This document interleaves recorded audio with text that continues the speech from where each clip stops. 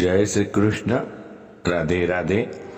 રાધે સત્સંગમાં સત્સંગનું રસપાન કરતા સર્વે આત્મીયજનો શ્રી વલ્લભની પ્રેરણાથી પ્રેરાઈને રાધે સત્સંગમાં આજે આપણે પુષ્ટિ વૈષ્ણવતા કેવી હોવી જોઈએ, સાચી પુષ્ટિ વૈષ્ણવતા કોને કહેવાય તે વિશે જોઈએ, જાણીએ, સમજીએ.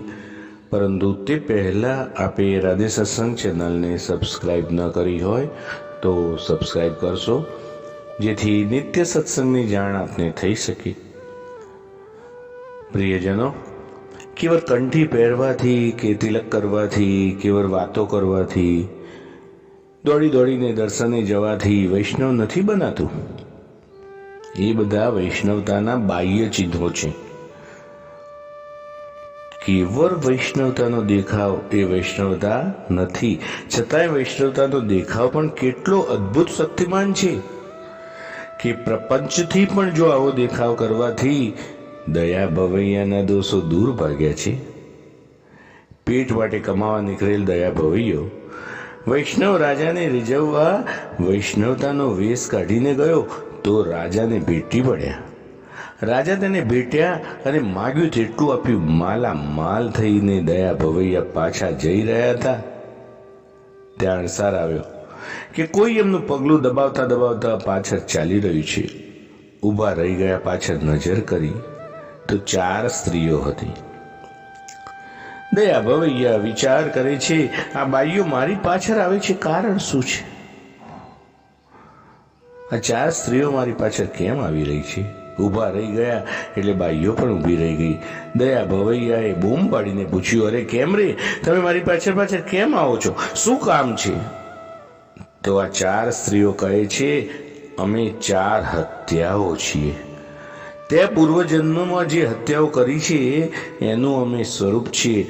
તારા શરીરમાં રહીએ છીએ, પરંતુ તે આ વૈષ્ણવનો વેશ પહેર્યો, ધોતી બંડી મારા તિલક, તો આ વેશની અલૌકિક અસરથી અમે સરગવા લાગ્યા, અમે દાઝવા લાગ્યા.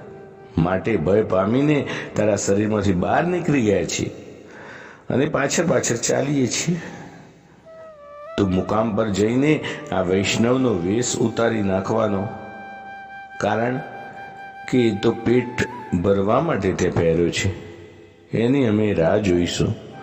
તો પછી તારો અસલી વેશ જેવો પહેરીશ એટલે અમે પાછા તારા શરીરમાં આવી જઈશું. અને દયા ભવૈયાની અહીંયા અંતઃકરણની આંખ ખુલી ગઈ. ઓ, કેવળ આ વેશમાં આટલી શક્તિ છે? તો આ વેશને જો સાચો બનાવી દઉં તો સાચો વૈષ્ણવ બની જાઉં તો મને શું ન મળે? ત્યાંથી જ રાજા પાસે પાછા ફર્યા. વિનંતી કરી કે મેં તો તમને છેતરવા માટે, રાજી કરવા માટે આવો વેશ પહેર્યો હતો, પણ હવે મને એવું કરો કે આ વેશ ઉતરે જ નહીં, મને વૈષ્ણવ બનાવી દો. રાજાનો પત્ર લઈને દયા ભવૈયા ત્યાંથી બારોબાર જ ગોકુલ ચાલ્યા ગયા. શ્રી ગુસાઈજીના સેવક બન્યા અને એમના સેવેલા શ્રી મદન મોહનજી આજે પણ જૂનાગઢમાં બિરાજે છે. તો આપણે સાચા દયા ભવૈયા બનવું જોઈએ. અને તેથી વેશ પહેરવાથી વૈષ્ણવતા કોઈ આવતી નથી, વૈષ્ણવ બનાતું નથી. વેશ અનુસાર જો ટેક હૃદયમાં આવે ને તો આપણી વૈષ્ણવતા સાચી. તો પ્રિયજનો, આ સાથે આજના સત્સંગને શ્રી વલ્લભના ચરણોમાં સમર્પિત કરી અત્રે વિરામ લઈએ. ફરી મળીશું રાધે સત્સંગમાં નવા જ સત્સંગ સાથે. જય શ્રી કૃષ્ણ. રાધે રાધે.